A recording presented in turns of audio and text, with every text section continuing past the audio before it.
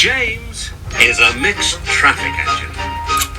He can pull both trucks and coaches. He's proud of his smart red paint, and so is his driver. Everyone says you brighten up their day, James. One morning, James whistled loudly at the other engines. "Look at me. I am the smartest, most useful engine on the line." "Rubbish," replied Thomas. "We're all useful. The Fat Controller says so, and he's Sir Topham Hatt, head of the whole railway." "You know what, James?" added Percy. "What?" replied James. "You're getting all puffed up." James puffed away. Later, he was still boasting. "I'm the pride of the line."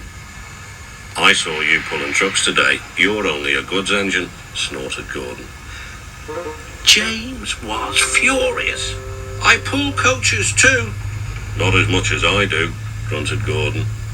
"The Fat Controller has plans for me." James was only making this up, but Gordon believed him. "What plans?" Wait and see." "Oh dear," thought James. "Now what'll I do?" Thomas was shunting shining new coaches. "Good morning, James. Are those coaches for me?" asked James hopefully. "No, these are for Gordon's Express. I'll fetch your trucks next." But James was going to play a trick on the other engines. "Actually, Thomas, I'm taking the coaches. The Fat Controller asked me to tell you." "What about the trucks?" Give them to Gordon." "Come on, Thomas," said his driver. "Orders are orders." So when James's driver returned, James was coupled to the coaches and he puffed away. Thomas returned with the trucks. A few minutes later, Gordon arrived. "Where's the express?" Thomas told him about James, and so here are your trucks. Gordon was very cross, and so was his driver. "Wait till the Fat Controller hears about this." Meanwhile, James was enjoying himself enormously. "What a clever plan, what a clever plan," he chuffed. Then he saw the Fat Controller. "Some jokes are funny, but not this one, James. You have caused confusion."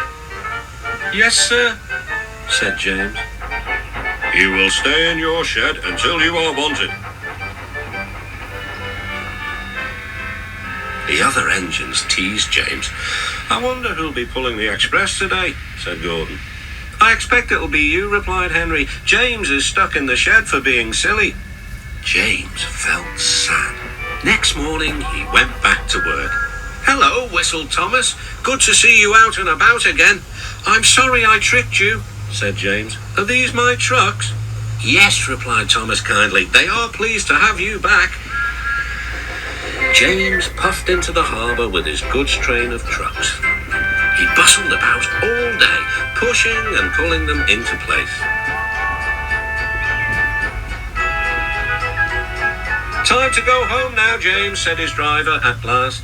"No trucks or passengers, just we two." But his driver was wrong. "Excuse me," called a man. "I have a meeting with Sir Topham Hatt, and I mustn't be late. May I ride back with you?" "Of course," replied James's driver. Then he whispered to James, "This gentleman is a railway inspector." James was most impressed. He steamed along the line as smoothly and as quickly as he could. The Fat Controller was waiting, and the railway inspector greeted him warmly. "This clever engine gave me a splendid ride. You must be proud of him." "Yes, indeed. James, once again, you are a really useful engine."